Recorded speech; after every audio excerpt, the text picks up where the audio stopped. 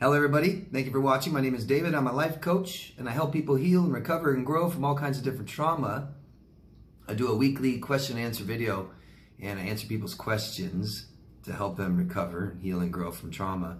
And this week I wanted to make a separate video for someone's question. They actually asked me to do so. Kay from New York asked me to do that, so I decided to do that. I'll read Kay's question. I had to listen to the part about bad therapy a few times as I've recently had to terminate my therapist. He was overwhelmingly frustrated with my emotions and indecision. He expressed this by literally huffing and puffing on the phone, rushing the session, abruptly telling me he had to go. Previous sessions have spent great amount of time literally grunting approval or disappointment of my decision. There was no termination plan discussed, no resources, no homework, etc. I feel once again used, abandoned, and was left emotionally distraught in our last session with his behavior and slamming inappropriate questions about my new love interest. Asking me where is he staying when he comes to visit me? Did I tell him about my abuser? Were him and my abuser friends? I left that particular session confused and crying as my abuser is no longer the focus of my therapy, but rather interpersonal issues I want to work on. I didn't understand why he brought up my abuser. It was like being shamed again. Can you do a video on therapy, the various issues one can encounter with toxic therapist or attachment? Thanks. Yeah, I sure can. I'm sorry about your experience, Kay. That can be a common one for some people. So this is a video not to in any way bash on therapists or anybody in the psychology profession. It's actually to help you guys maybe find a better one. I recommend therapy all the time. If you guys watch my videos, you'll know that. And I'm a life coach and I still recommend therapists. They can be absolutely beneficial, and I will always believe that talk therapy is -- over all other therapy for any kind of mental health issues. A study that I got from The Psychologist source says that 10% of clients get worse from therapy. So I'm going to go over what makes a bad therapist, right? What is some harmful therapy? Give you a little bit about therapists, let you understand a little bit about it, and hopefully to help you may even make a good choice on finding the right therapist for you, or if a therapist is right for you. So I'm just going to list a bunch of things that show that the therapist is bad therapist or a wrong fit for you. They tend to fall into two different categories, bad therapists do, and that's somebody that's unethical, that breaks ethics, or someone who's inefficient and can't help their client. That's where bad therapists fall into, one of those two groups. So let me just list off a bunch of things that show that is a bad therapist or a wrong fit for you. They can't remember basic details about your life and what you tell them. They always forget. They don't remember the basic things, right? You know, your marital status or that you have children, things like this. Holding back. You feel like you're holding back with your therapist. Not comfortable being open. That's not good. You stress out during sessions, or it's stressful before you go to see your therapist. You stress out. Or they get stressed. You see them get stressed as you talk to them, like Kay experienced with her therapist. Or they get too intimate. They may be too open to you, too personal. Not that they can't say anything about their personal life, but you really shouldn't be taking the time talking about them. And this cannot be a friendship. It must remain professional. A diagnosis should always be very clear, and you should understand, should make sense to you when you're diagnosed with something.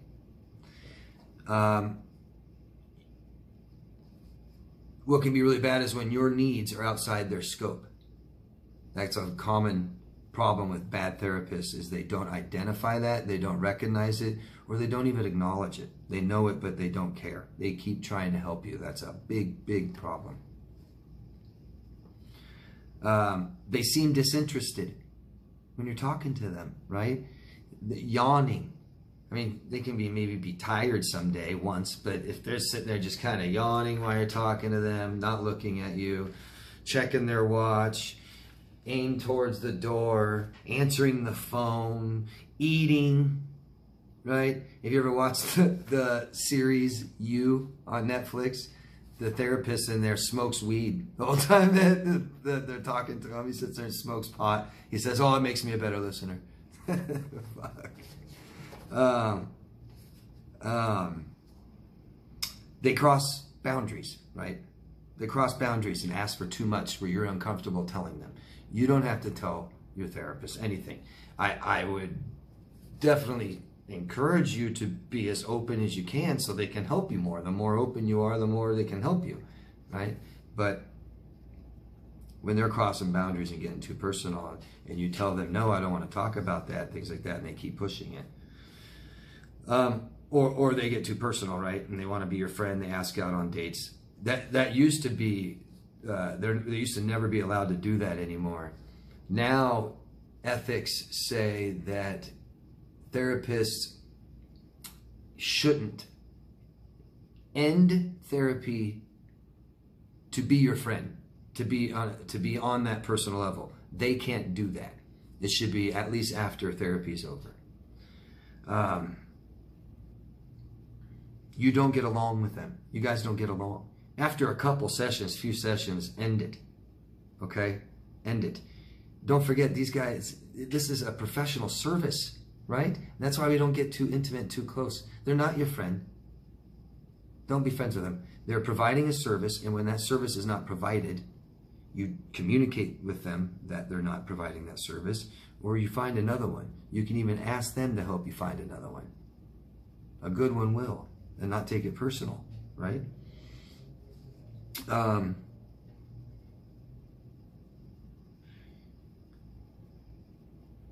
They don't call you out, and they enable bad choices. This is common. I see this in my clients that have therapists sometimes. I see this, and like an example would be, you know,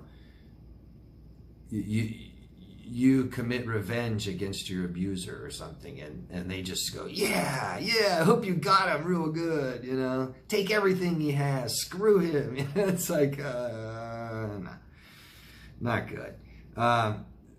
They dismiss or minimize your feelings, right?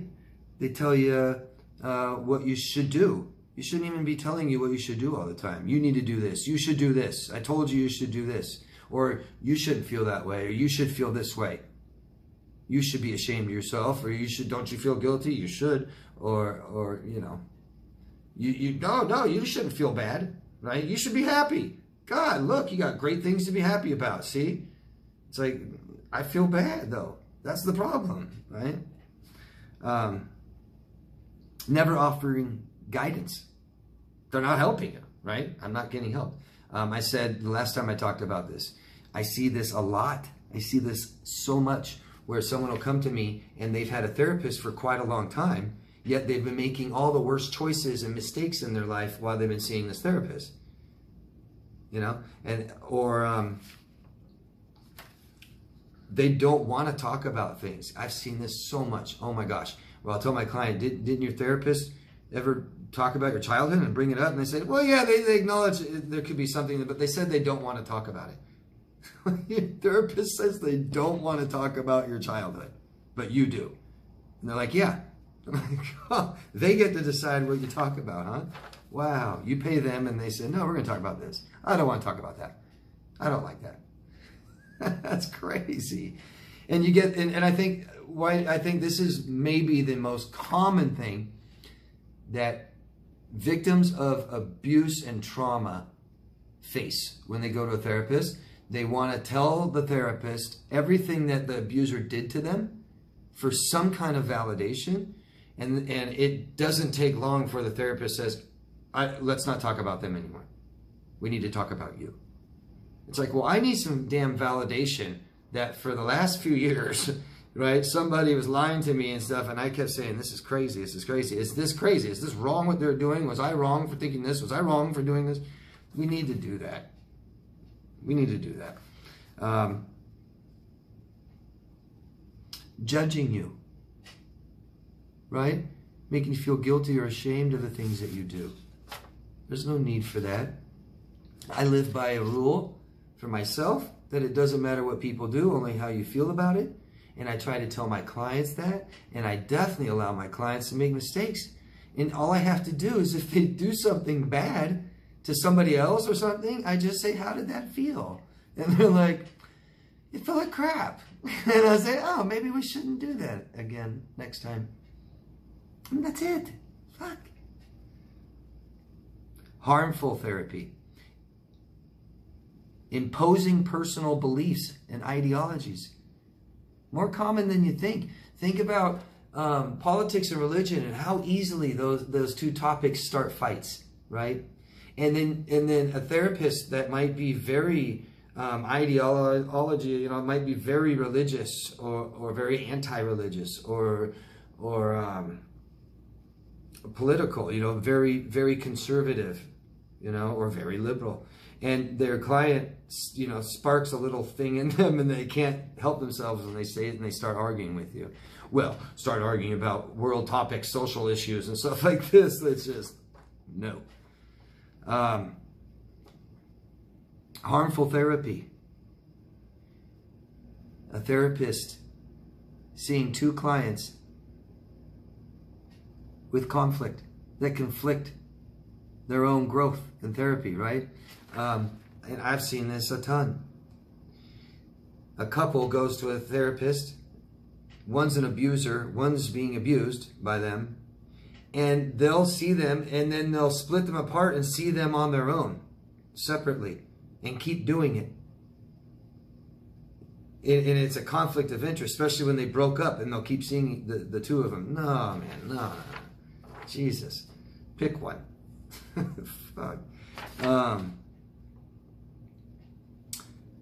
And ethic violations. Ethic violations. The first code of ethics is do no harm.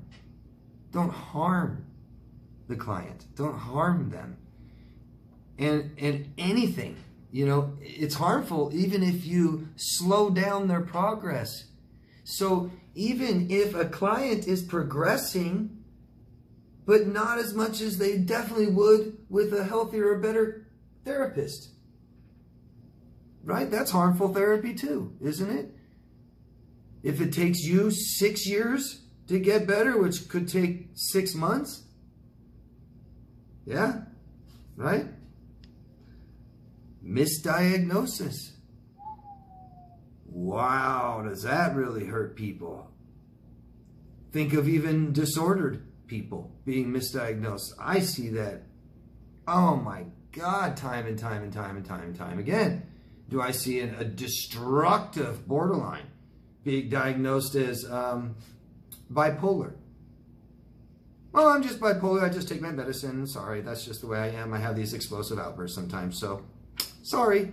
It's like, no, you have a personality disorder, and it's completely intrusive in all your parts of your life, and you're completely exploitative, and yeah, no, just have a mood disorder. Nothing wrong here. You know, I'm doing what I can. I'm taking my medication, so it's like, nah, man, nah, horrible. And that person, you know, think about all the people lives that they did destroy.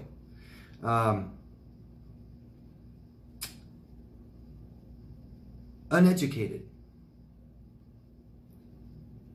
So I believe a huge portion of therapists and people in psychology professions don't know how to treat specific types of trauma. I've just seen it so much. I've seen it so much. And that can be so harmful if you don't know how to treat trauma. Dismissing it, making you feel bad, ignoring things, and not truly understanding what's going on with the client and what they really need. Just that kind of come in, talk, see you next week. Come in, talk, see you next week. Oh, don't worry about that. Oh, it's just that. Oh, that's normal. It'll get better. Man, no progress, man. No progress. Degress. Degress. Re-traumatizing people. Bringing stuff up that's traumatic, right? or ignoring things that are traumatic and not getting better. One problem with therapists is they have formal education.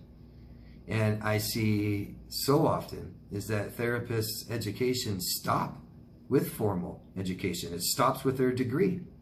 So if you're seeing a 55, 60-year-old therapist, they may be educated from a time that was decades ago, a few decades ago, when things weren't on the up and up, so to speak. There's a lot more to learn since then. Your education doesn't have to stop with informal. You can keep learning and teaching yourself more and more and more on how to help your clients sufficiently. And groups. I wanted to also address group therapy. I know a lot of people like to use that as an alternative. Well, I don't go to one-on-one counseling with my therapist. I don't really care. I go to group therapy, and that can be beneficial, sure. Like I said, talk therapy is number one, but groups can be just as harmful. And I don't think I even really need to dive into how so, but examples are like addiction-oriented groups have failed sometimes miserably. Look at like DARE program, I think failed miserably. Child behavior correction groups have failed a lot. And there's an old stigma that the crazy therapists, right? That people that get into psychology, specifically therapists, are crazy. And there's something to that, but genuinely, I totally believe, and this is what most therapists say, that they get into the profession to help people. I think that's genuinely true. The problem is that not all therapists help themselves before they help other people. And helping other people does help you. Helping other people helps you. It helps you be a better person. But you've got to learn how. And so I really just hope that anybody out there watching that wants to get into the psychology profession, just make sure you help yourself before you help anybody else. Because you got to know how. You got to know how. You got to know how. Experience does not make you an expert either.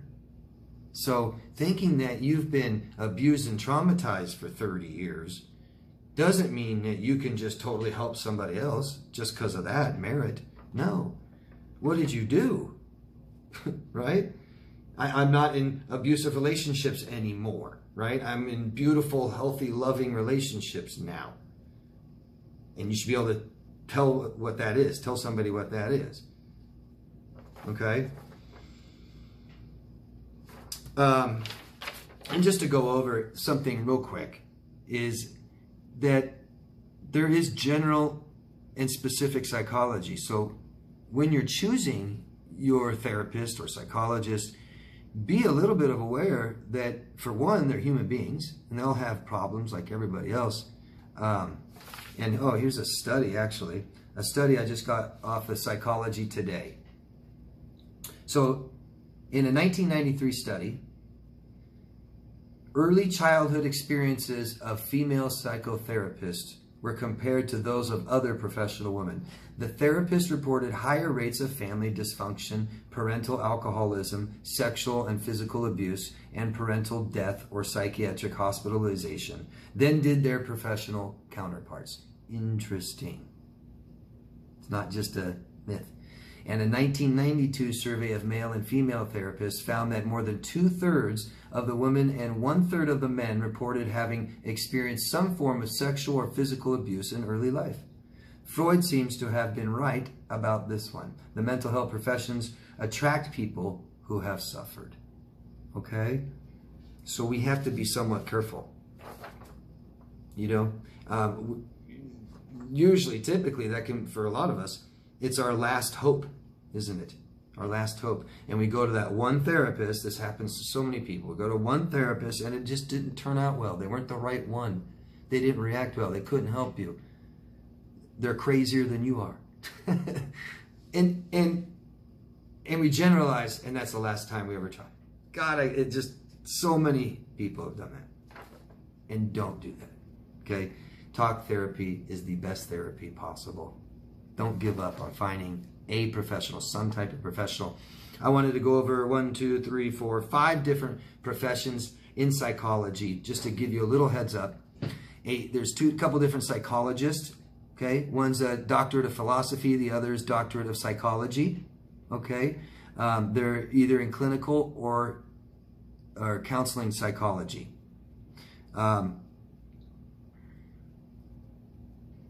And there's a counselor or therapist. And they have a Master of Arts or Master of Science. They have a degree in clinical or counseling psychology. There's also social workers. Social workers have a Master of Social Work, doctor or a doctorate of philosophy. And then there's psychiatrists, psychiatric medical degree with a specialty in psychiatry. So where you get your medication from. There can be very generalized or specified, right?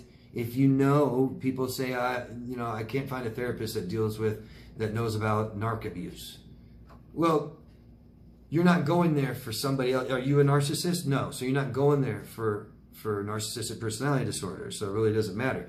You're going there for trauma. You've been traumatized, emotional trauma. So now you at least narrowed it down to that, emotional trauma, right? It might be post-traumatic stress disorder. It might even be complex post-traumatic stress disorder because it's been reoccurring, okay? Childhood attachment problems, relationship problems, abuse. You can interview therapists. Some don't mind. I'm just a life coach, but I don't mind people asking me questions about my services. That doesn't mean, when I say that, I get an influx of people telling me all their personal problems. They want me to fix them right there in an email without hiring me. But no, you can ask me questions about my services. I don't mind that at all. I'll tell you how I help people, what to expect, things like this. And you can also just, see people for one session, right? And feel them out. See if you guys hit it off, get along. See if they can help you, if they reassure you, make you feel secure that they can help you, okay? I know I wasn't able to cover all grounds today about therapy and recovering from different trauma, but I hope that this helps you guys find a decent therapist if that's what you're looking for, but maybe validate some concerns you guys have had in the past or problems you're having currently with your therapist right now, okay? Remember, this isn't personal. And if your therapist is taking things personal, there's already a problem. So you should be able to tell your therapist, hey, I think this isn't working out. You're not giving me exactly what I need. Will you help me find another therapist? I need to find a therapist that specifies in what I need. You're always allowed to ask for your records from a therapist. Sometimes a lot of them will act like, oh, I don't do that, but they're supposed to give you their records. I can't think of anything else. Feel free to ask questions down below, and I'll try to answer everyone's questions about this. And thank you very much. Love yourself first, and I will see you guys again. Bye.